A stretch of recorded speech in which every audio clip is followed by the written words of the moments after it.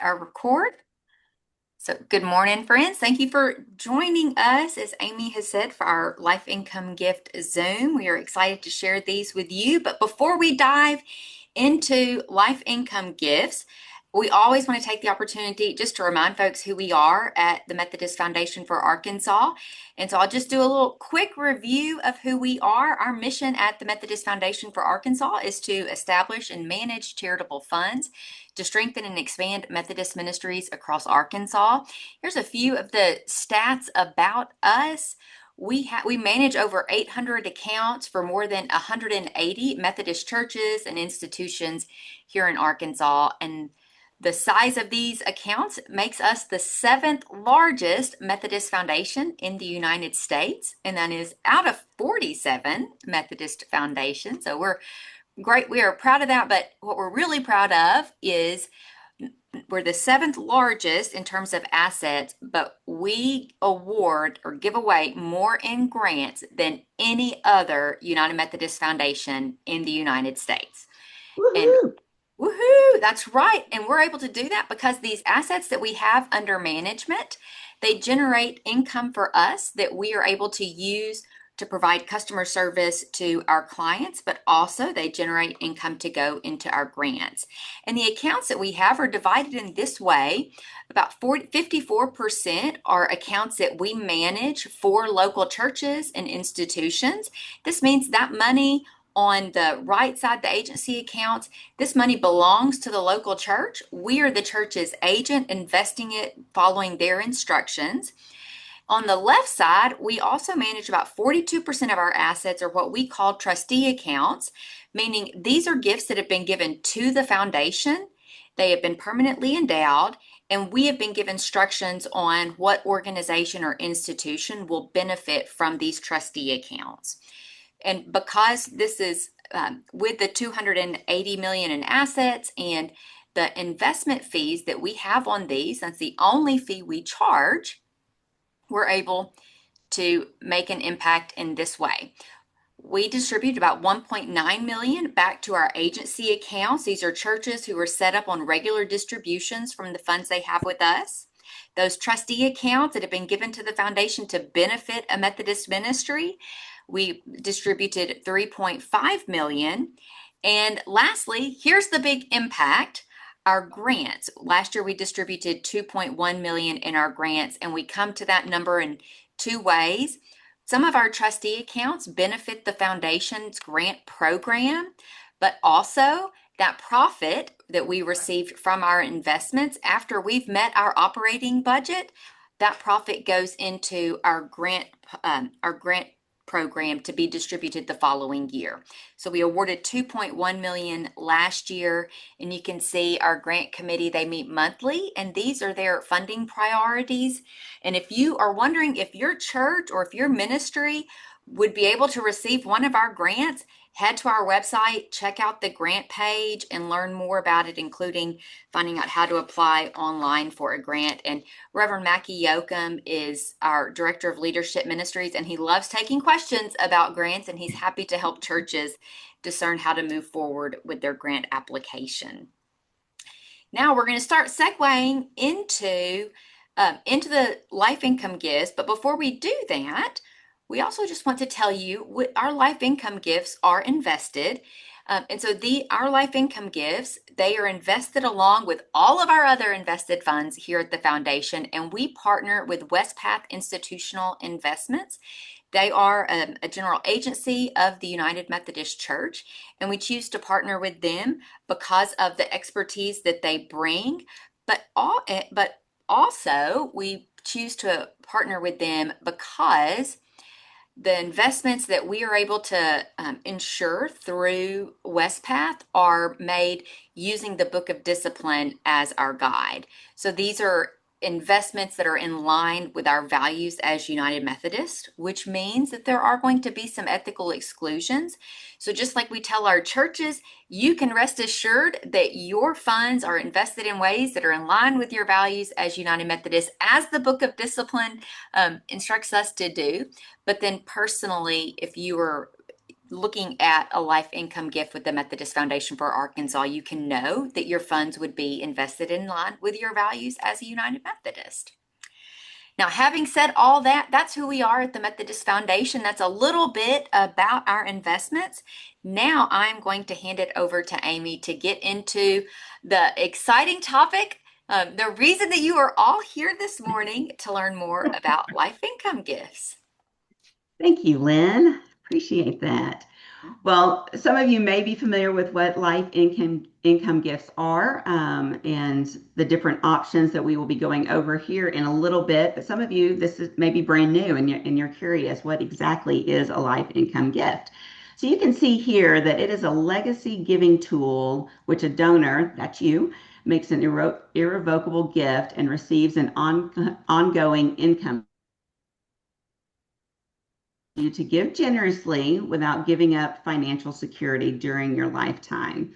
So you can receive income for life, enjoy potential tax benefits, and create a lasting legacy that supports the ministries that are near and dear to your heart. So simply put, it's a gift that cares for you today while caring for others tomorrow. So you may want to may question, well, why would I want one? What are the benefits? Well, as I mentioned, you do get income for life. And so if you think about it, if you have an asset that you want to eventually be generous with that asset, but you still need the money to during your lifetime, then a life income gift is a great option to do just that. So again, income for life, the donor and often a spouse or a loved one will receive regular payments for life, creating a reliable income stream. And then after the income period ends, which would be upon one's death, the remaining assets benefit the charitable organization or ministry that the donor has chosen. And so you can be rest assured that your values and your generosity will continue to make an impact long after your lifetime.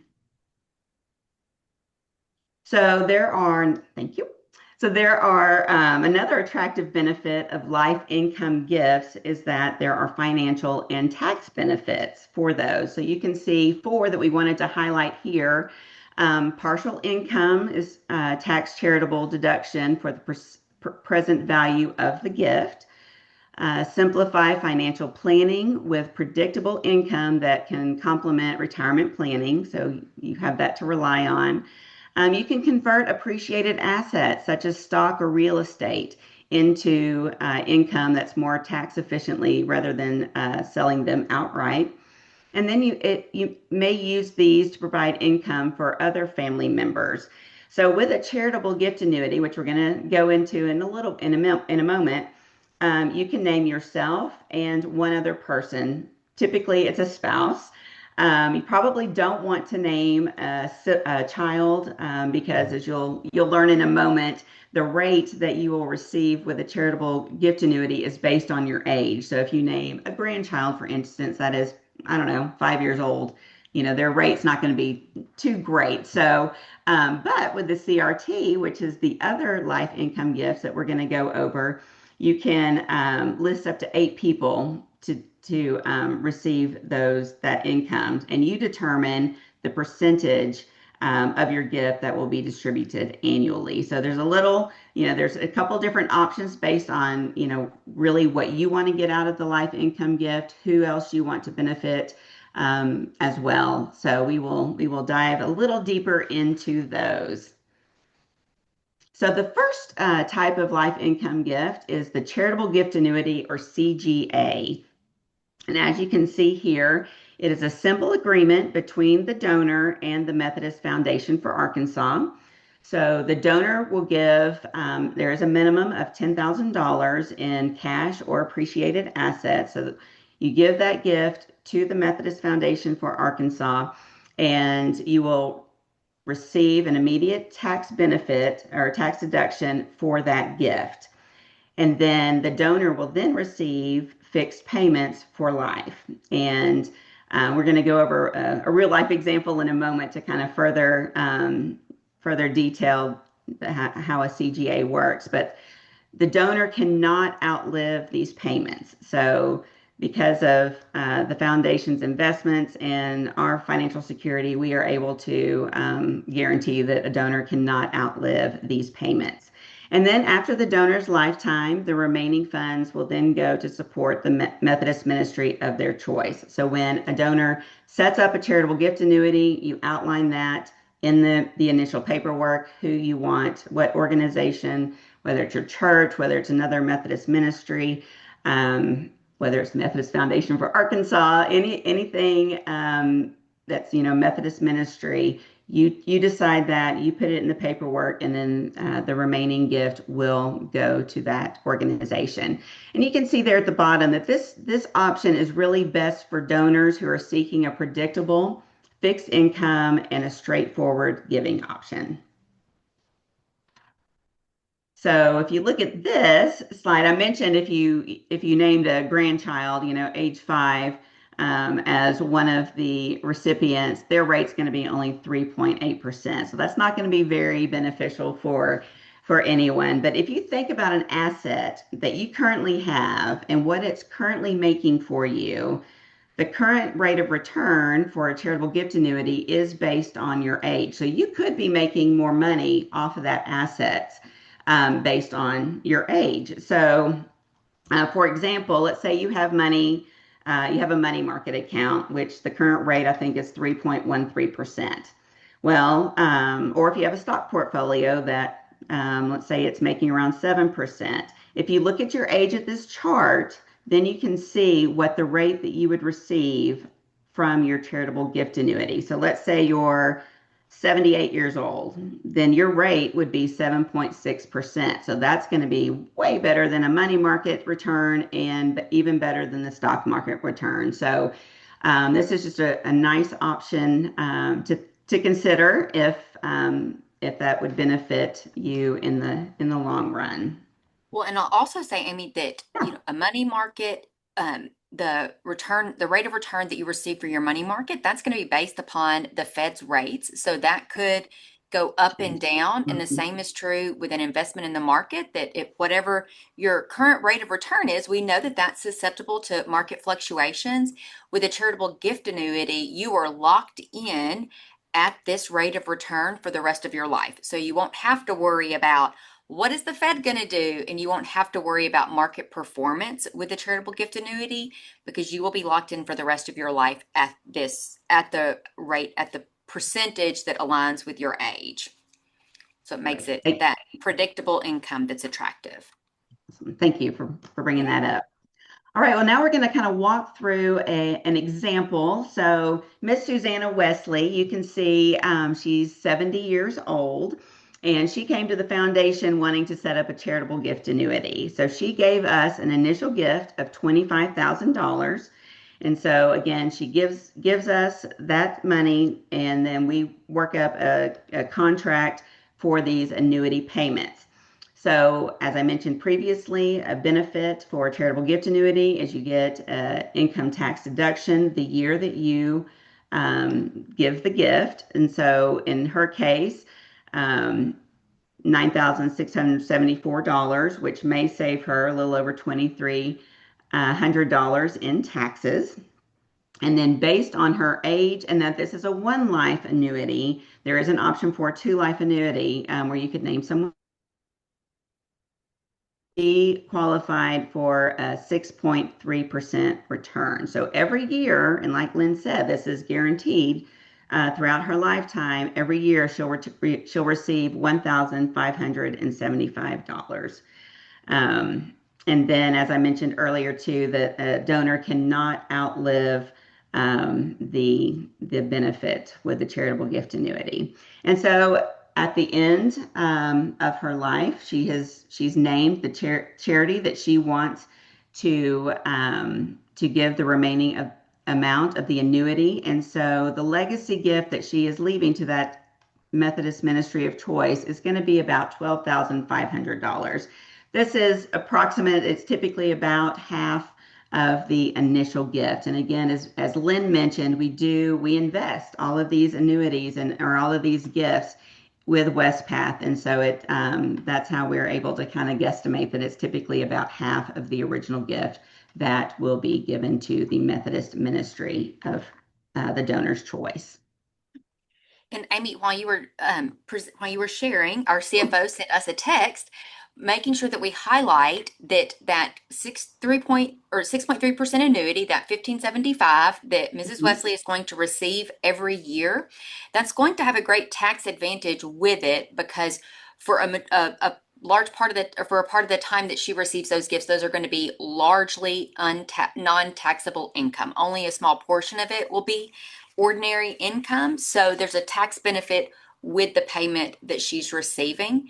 And just in case there were any questions of, well, Mrs. Wesley gave 25,000, but she was only able to claim $9,600 for her charitable deduction. And that is because she's going to receive income off of it for the rest of her life. And so that income is considered, which is why she doesn't get the full $25,000 tax deduction, but a portion of it.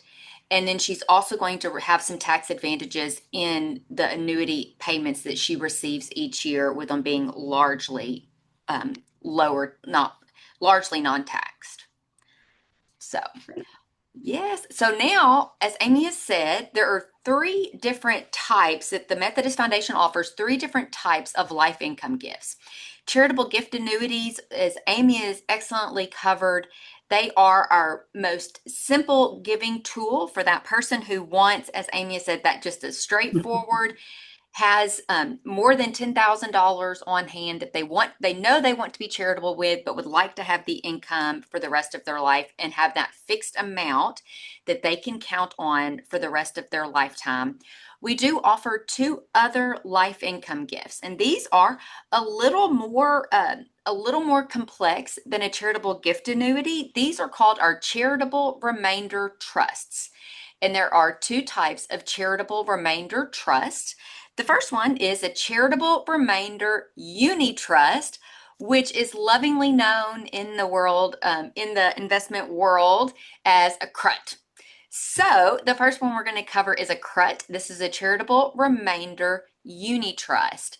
It is very similar to a charitable gift annuity, but with a few important differences. The first is these are for donors whose initial deposit is a minimum of $100,000. So these are for folks who have that a larger amount that they have that they want to be charitable with in their estate plan, but need the income from that asset in their lifetime. And what makes the CRUT different, or a charitable remainder trust different from a charitable gift annuity, is the donor has more options. There's some, with a charitable gift annuity, it was very straightforward. With a charitable remainder trust, the donor has more options, including some flexibility with the annuity rate. It's no longer going to be based just off of your age and how many people will benefit from the annuity. The donor has some options deciding how much they want to receive each year. They can also, instead of it being only one or two lives, it can be there can be up to 8 people who benefit from those annuity payments. So it can be the donor and 8 people, or 8 people that the donor has selected, maybe not even themselves, but they have set up the charitable remainder trust to benefit up to 8 friends or loved ones. They even get to choose the term, how long these annuity payments will be made. They can say, I want, like a charitable gift annuity, I want this annuity for the rest of my life. As long as I'm alive, I want these payments to happen. Or as long as my loved ones are living, I want them to receive them. Or they can actually put a set of, they can define the boundaries, they can set the term themselves up to 20 years. And if you're wondering, well, why would they have that option? The difference between a charitable remainder trust and a charitable gift annuity that Amy spoke of is the foundation's financial backing cannot guarantee that there will be a remaining portion to give to the charity at the end. Our goal is for a charitable portion to remain, but a donor can spin down this trust uh, with those limits, the donor could spend down the value of the trust, and there would be little or no charitable remainder to go to the charity. Or a donor could spend it down, receive those distributions, and once the money has been spent, there's no more distributions that are available. There are some boundaries that will be put in place from the IRS that try to guard against that the foundation abides by, because it is always the purpose of these funds is to be charitable. So we work hard in our accounting and setting up these funds that they are set up to succeed, to leave the charitable portion to the Methodist ministry of your choice. So let's talk first about the Charitable Remainder Uni Trust, the CRUT. Again, a charitable remainder uni trust, it has a fixed percentage annuity rate. The donor selects that. So the donor says, I'm currently getting 6.7% on my asset. I would like 8%. And it is based off of, they will receive 8% of the annual value of the fund. So this is the only life income gift that the foundation offers where that annual amount the donor receives is going to fluctuate. It's based upon the value in the market. So there will be years where that 8% constitutes a larger amount than the 8% another time if the market had not performed the same. So these payments will fluctuate based upon market performance. But because it's a fixed percentage, but based on the current value, this means that a donor, if they have new income streams, they can actually add to a CRUT. Once you've established a charitable gift annuity that Amy spoke of, you make it with a one-time irrevocable gift. But with a unitrust, donors can add money to the unitrust, which would then increase the amount of the monthly. My fancy lights went out, which would actually increase the amount of the annual distribution that's happening through the annuity. So you'll see you can make multiple contributions. That payment is recalculated annually based upon the value of the market. And because they're based upon the trust's value in the market, income could increase or decrease over time. So who would want this kind? Who would want a CRUT? It's the donors who want the flexibility, and also want income with potential for growth. Whereas a charitable gift annuity, you are locked in at that percentage of the initial gift.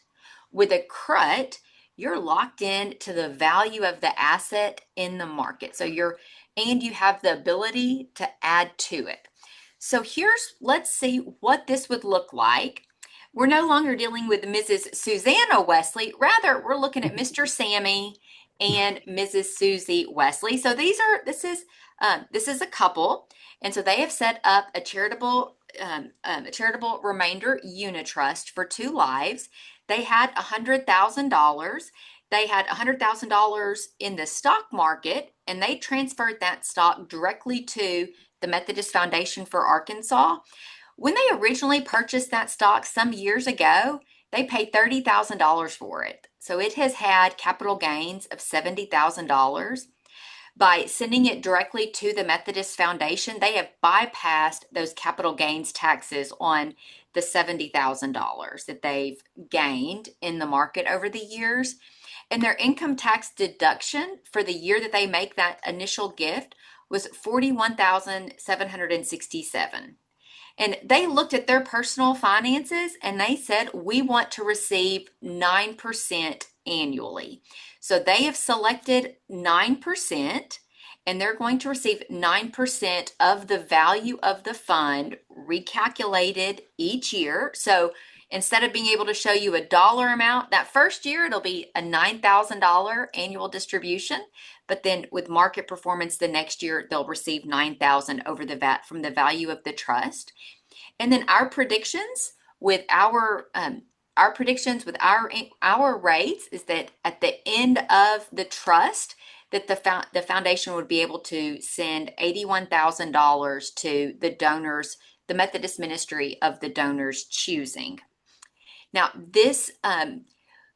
because the donor's receiving a flex that 9% based upon the market value, there's some more complex accounting that will go into the tax advantage of the distributions each year. So it's a little more complex to be able to say how much of that income is going to be tax-free or largely tax-free for the donor, but there are still tax advantages to receiving income in this way. So this is the charitable remainder unit trust, and big things to remember. It requires a minimum of $100,000 to establish a charitable remainder unit trust. You get to select the annuity rate that you would like to receive. You get to determine how many people you would like to benefit from that annuity. If it's you and up to 8 people, you get to select those.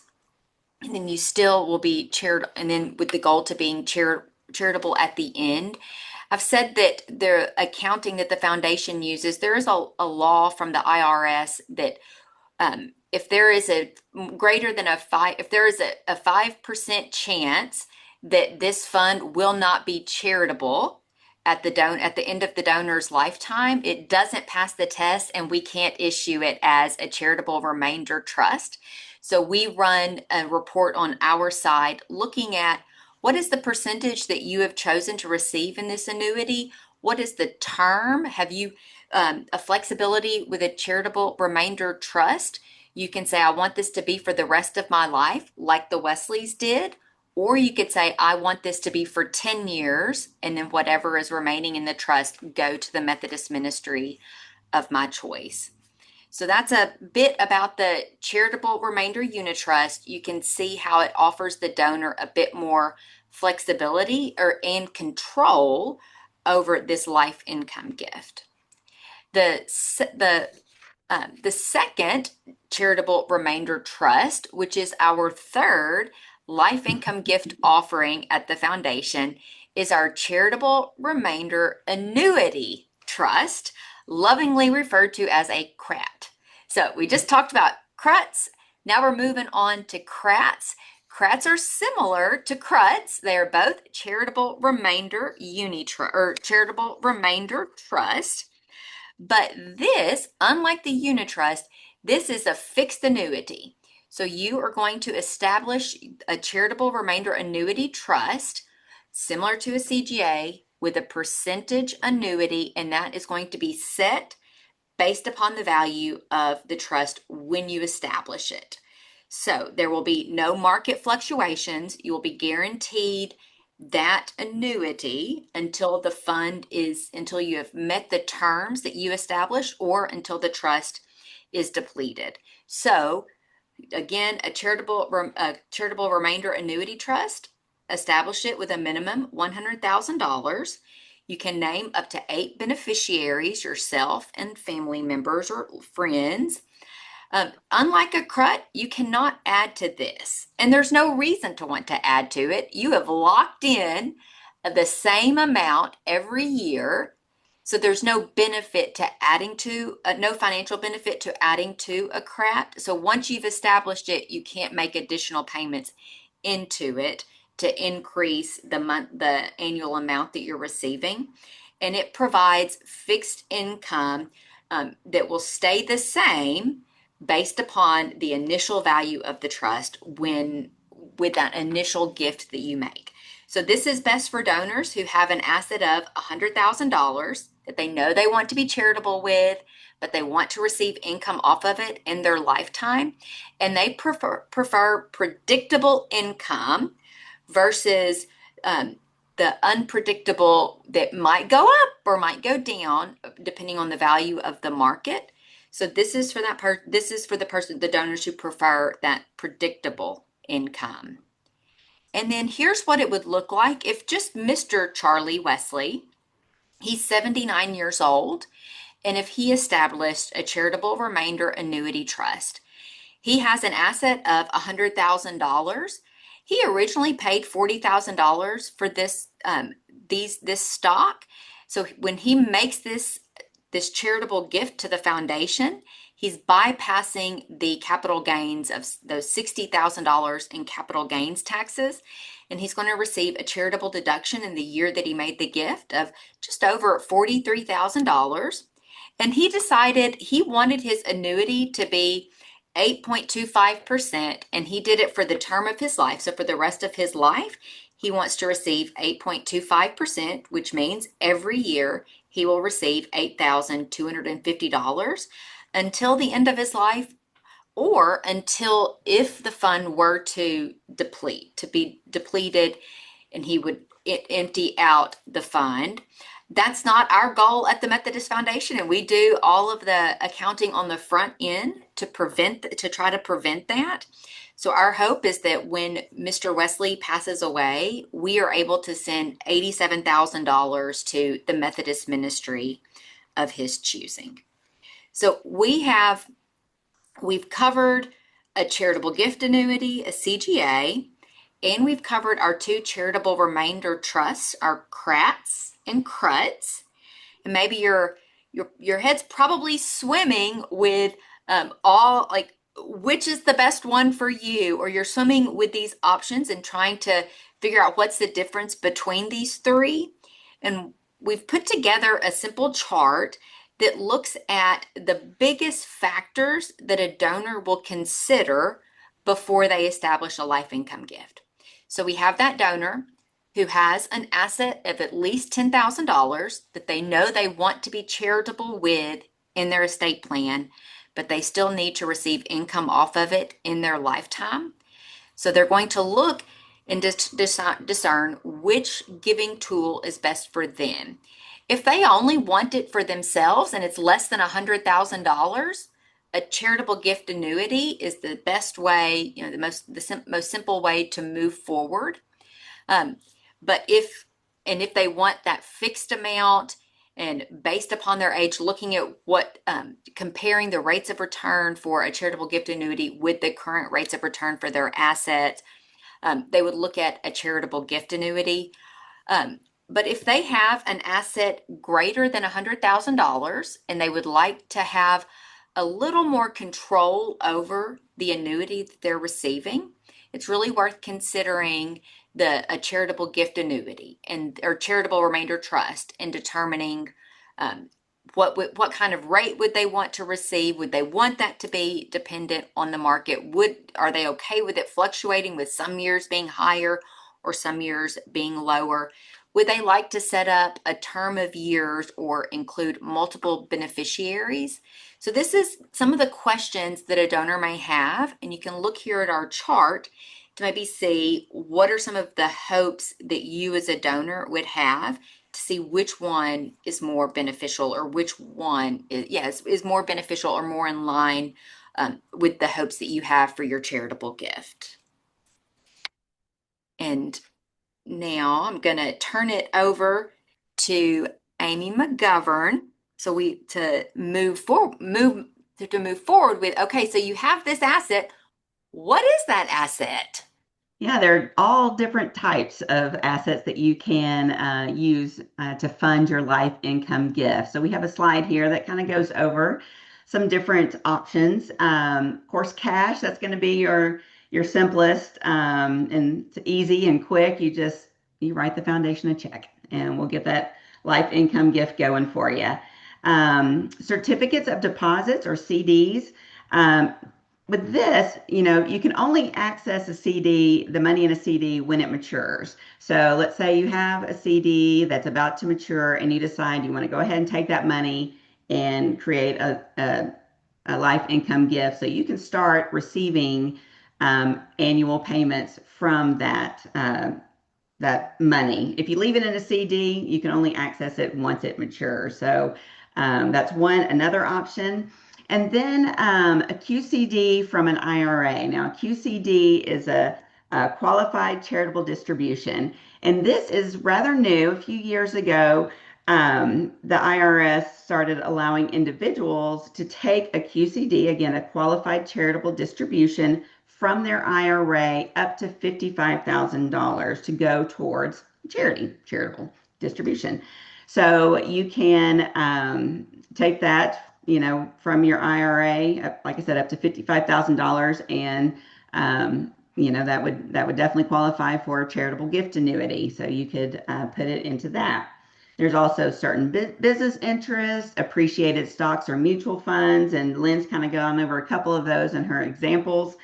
And as she mentioned, stocks, people can give stocks directly to the foundation for an immediate tax benefit.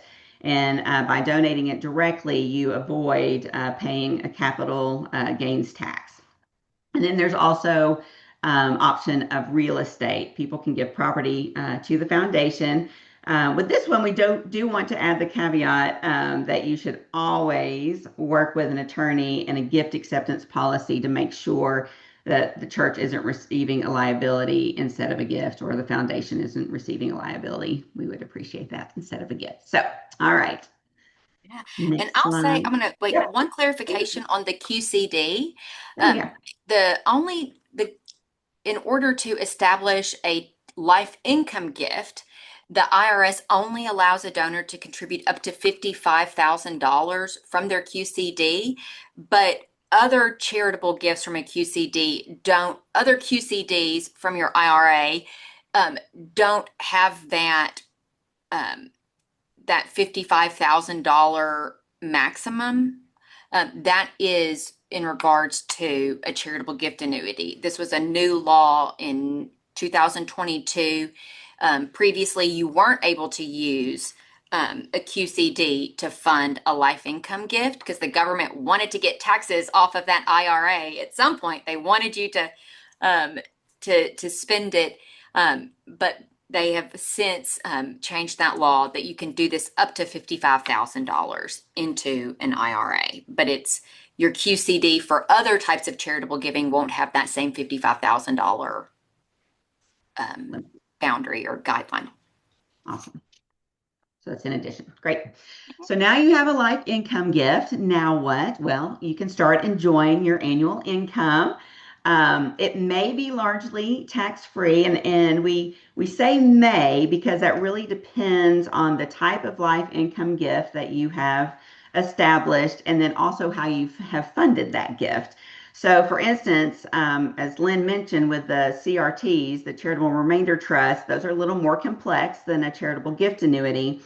So the tax benefit will vary based on the value of the trust, especially with the CRUT. And then, as we mentioned in the last slide, and as Lynn was just talking about with the QCD, um, those funds will be taxed because since it's coming from your IRA, which has never been taxed, and you will be receiving income from the gift, you will have to pay taxes on it. But every other way that we mentioned in that last slide of a way to fund a life income gift, there will be a large tax deduction on the front end when the gift is established. And then another thing that we wanted to mention is that every year you will receive 1099 from the foundation, as well as the foundation will provide taxable income information for you to report each year. For CGAs, we'll provide the 1099-R, and for CRTs, we'll provide a K-1. So it's kind of what happens once you establish that life income gift. So now we wanted to go over a couple of these are actual examples. Friends of the Foundation, their names have been changed to protect the innocent or not so innocent. I don't know. But Lewis Sanderson is a friend of the foundation, and he had a major financial event. He sold his home. He was moving in with his wife, who had her own home, and so he was had a lot of income that came in, and so he decided to establish a CGA, a charitable gift annuity, a 2-life charitable gift annuity. So Lewis will receive the annual payments until his death, and then upon his death, then his wife will then receive those payments. Now, once his wife passes away, the rest of the annuity he decided would benefit his home church. So that is one example of one of our clients who decided to do a charitable gift annuity and kind of what led to that decision. And I think Lynn has And a couple of other I examples. do, I do, and I'll also say because I was thinking about this, Amy. Um, what if, what if Lewis doesn't pass away first? Does that matter? It doesn't, because once both lives are Right. have gone on, Yeah. it'll Perfect. go Okay. to the his home church. So thank you for clarifying Yeah. that. All right. Well, I love Amy and I did share. These are clients that she and I have worked with at the foundation. Another donor, Patricia Strode, not her real name. She has 13 charitable gift annuities with the Methodist Foundation for Arkansas. You'll remember a charitable gift annuity you cannot add to. So instead of adding to a fund, she just continues to establish additional ones. And she's gotten to 13 because she has a ledger of the year and she wanted a check from the foundation every month plus one. So she receives monthly income from the foundation from her 13 charitable gift annuities. Each of these annuities, they were established with around ten to $20,000 each. So sometimes she came in for a 10,000. We have done a 12,000, a 15, and a 20,000. And since she has done these over a few years, her rate has actually increased as she has gotten older. So some of hers, they're all that each have different annuity rates that she's receiving, but she has been able to over several years getting to that 13 charitable gift annuities.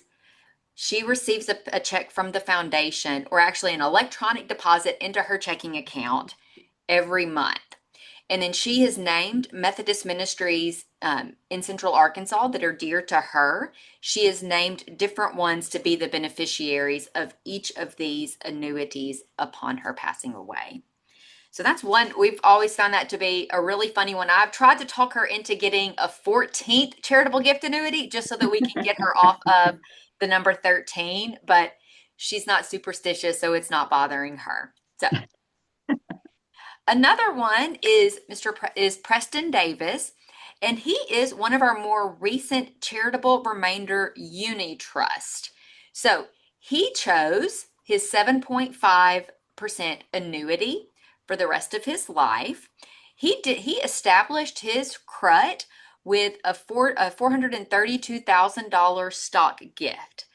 The cost basis for this stock was $247,000, almost $248,000. So he bypassed $184,000 in capital gains taxes. And he has since passed away, and he set up the recipients of his charitable remainder trust. He broke it into two recipients. He wanted a set amount to go to his local church, and he actually gave instructions for the ministries of the local church to benefit from this charitable gift.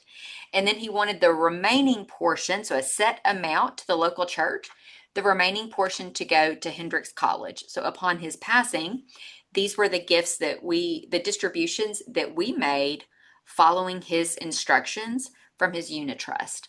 And the reason he chose a unit trust over a charitable gift annuity was that the size of the gift. We cannot do a charitable gift annuity for $400,000. Our maximum, as we've said, is $100,000. So he set up the uni trust, and then he looked at his finances and worked with the planner to determine that 7.5% annuity was his preference. And then another donor that I've worked with recently, we'll call her Sherry Boston. She's 80 and she just retired from a United Methodist Church here in Arkansas. And because she worked for United Methodist Church, she had $21,000 in a 403B with Westpath. And so she said, I want a charitable gift annuity, and I have this retirement of $21,000. Can I roll that into a CGA? And we held her hand through this because it got complicated, but we worked with her to make it as easy as possible. And she could roll it into a CGA, but it had to roll a couple of places first. So she took her 403B, with WestPath, on the WestPath benefit side, and she had them cash it, or she had them roll it to a traditional IRA with her current stockbroker, or her current financial planner. Then she had that traditional IRA that she established. She made a QCD of $21,000. Notice it's not more than 55,000. She had that IRA distribute a QCD to the Methodist Foundation for Arkansas, where we established a charitable gift annuity for her. And because she is 80 and it's one life, she received an 8.1% annuity rate, meaning she gets $1,700 a year from the Methodist Foundation. And this is just the stock picture, but I like to say that now Sherry has $1,700 every year that she gets to spend on enjoying coffee in her cute little kitchen there. Now, But Lynn, mhm, I know you really want to do this. I'm going to give you the opportunity to go ahead and just do all the acronyms. Just say it like you want to say it. You've already said what they meant, but go ahead, knock it all out. at once, yeah. Uh-huh. Sherry was able to move $21,000 in her 403B into a traditional IRA, where she made a QCD to the MFA to establish a CGA to benefit ultimately her beloved UMC. Lovely. Well So done. Well that's done. all the acronyms that we can cram into one One one line. transaction. One transaction. But that's another real life, the names have been changed, but another real life example of how folks are turning to the Methodist Foundation for Arkansas and saying, I would like to set up a life income gift. Here's the asset that I have. How can I make this work and be beneficial to me and beneficial to the Methodist church or institutional organization that I care about? And now I'm going to let Amy set up our final example.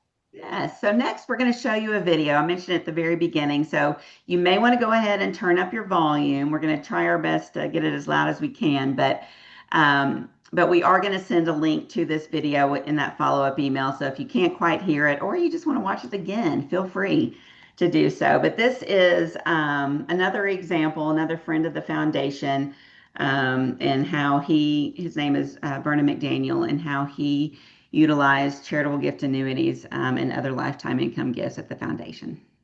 And his name has not been changed. He is Vernon McDaniel. And Thank we're, you. Yes, he is. yeah.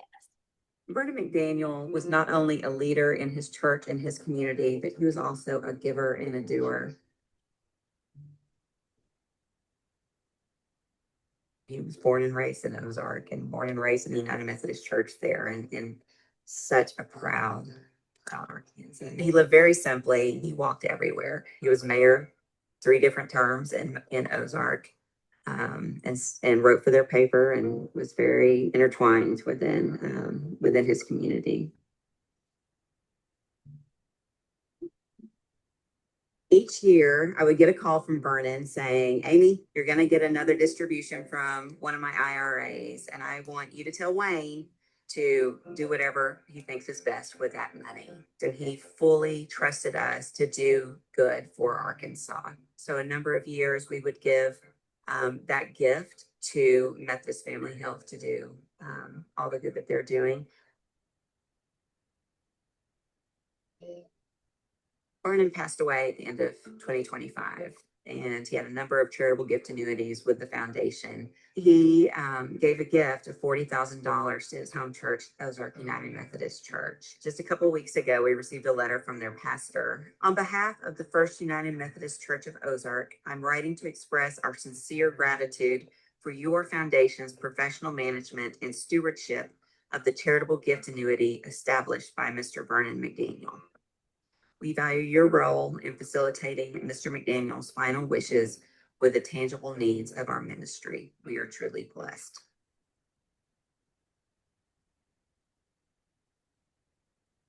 Well, we truly were blessed to have Vernon McDaniel as a partner with the foundation, and you can see Vernon McDaniel was not only Sorry. there I am again.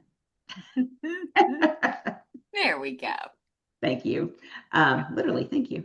But he truly was just a great example of how you can use life income gifts during your life and then what an impact it makes once you've passed on. So we just wanted to leave you with that video to show you as another example of the benefit of these life income gifts. So, but we want to thank you for joining us today and hope that you have learned about the life income gifts. And if you have any questions about it or you're ready to establish a life income gift, feel free to give any of us a call at the foundation. We'd be more than happy to work you through that.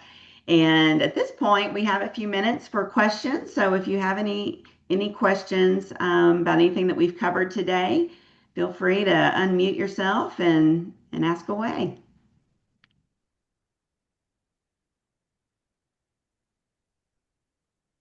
Clarence, was there anything that Yes. anything else you'd like to add? This is our CFO, Clarence. Oh, you're muted.